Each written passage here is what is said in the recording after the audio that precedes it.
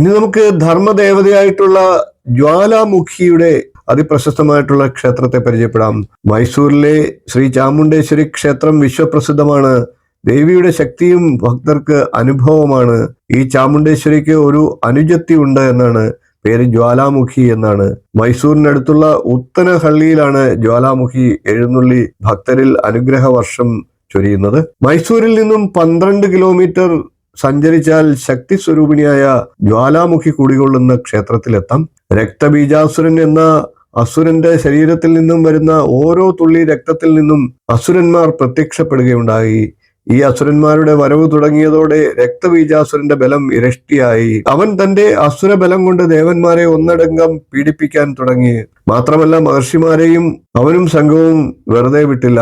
മഹർഷിമാരുടെ യാഗങ്ങളെല്ലാം അവൻ തടഞ്ഞു. സഹികെട്ട ദേവന്മാരും മഹർഷിമാരും ലോകരക്ഷകയായ ജഗദംബിക പാർവതിയെ ശരണാഗതി പ്രാപിച്ചു.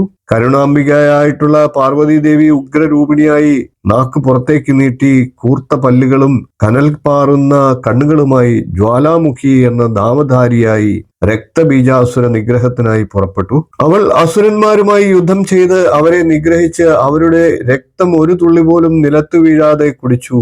അതുകൊണ്ട് അനീതിയെ നിഗ്രഹിച്ച് ധർമ്മം കാക്കുന്ന ദേവതയായി ജ്വാലാമുഖി ഇവിടെ കുടികൊള്ളുന്നു. ഇവിടുത്തെ ദേവി ഭക്തരിൽ ഇപ്രകാരം അനീതിക്കെതിരെ അനുഗ്രഹ വർഷം ചൊരിയുന്നു.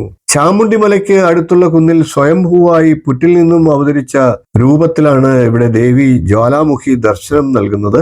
വളരെ ചെറിയ വാതിലോടുകൂടി ഗുഹ പോലെയുള്ളതാണ് ഇവിടുത്തെ ദേവി സന്നിധി. നാക്ക് പുറത്തേക്ക് നീട്ടി ഉഗ്രരൂപത്തോടെ ദേവിയുടെ കയ്യിൽ ത്രിശൂലം, ഉടുക്ക്, വാൾ, ബാണം തുടങ്ങി രക്തം കുടിക്കാനുള്ള പാത്രവും നമുക്ക് കാണാം. അനുജത്തി ജ്വാലാമുഖിയെ ദർശിച്ചു വേണം ചാമുണ്ടേശ്വരിയെ ദർശിക്കുവാൻ. ഇതാണ് ഇവിടുത്തെ പ്രധാനപ്പെട്ട ആചാരം. വെള്ളിയാഴ്ച രാഹുകാലത്ത് ദേവിക്ക് ദീപം കത്തിച്ച് പ്രാർത്ഥിച്ചാൽ നാഗദോഷം അകലുമെന്നാണ് വിശ്വാസം. പൗർണമി നാളിൽ വെല്ലം അഥവാ ശർക്കര, നാളികേരം, പഴം എന്നിവ കുഴച്ച് നേദിച്ച് ദേവിക്ക് വിളക്ക് തെളിയിച്ച് പ്രാർത്ഥിച്ചാൽ വിവാഹ തടസ്സം അകലുമെന്നും വിശ്വാസമുണ്ട്. ജ്വാലാമുഖിയുടെ സന്നിധിയോട് ചേർന്ന് തന്നെ ശിവന്റെ സന്നിധിയുമുണ്ട്. അസുരവധം ചെയ്ത് പാപമകലുവാനായി ദേവി ഇവിടെ ശിവപൂജ ചെയ്ത് പാപമുക്തി നേടി എന്നാണ് ഐതിഹ്യം. ചിത്തബുദ്ധിയെ തെളിയിക്കുവാൻ എന്നതിനാൽ ഈ ശിവനെ ചിത്തേശ്വരൻ എന്നും വിളിക്കുന്നുണ്ട്. ശ്രീരാമൻ പൂജിച്ചു പ്രാർത്ഥിച്ചു എന്നാണ് വിശ്വാസം. ഗണപതി, സുബ്രഹ്മണ്യൻ, ഭൈരവൻ, നാഗഭൈരവൻ എന്നിവർ ഉപദേവതകളാണ്. കർക്കിടകത്തിലെ വെളുത്തവാവ്, നവരാത്രി, മഹാശിവരാത്രി, ശനിപ്രദോഷം എന്നീ ദിവസങ്ങളിൽ വിശേഷ പൂജകളും ആഘോഷങ്ങളും ഇവിടെ നടത്തപ്പെടുന്നു.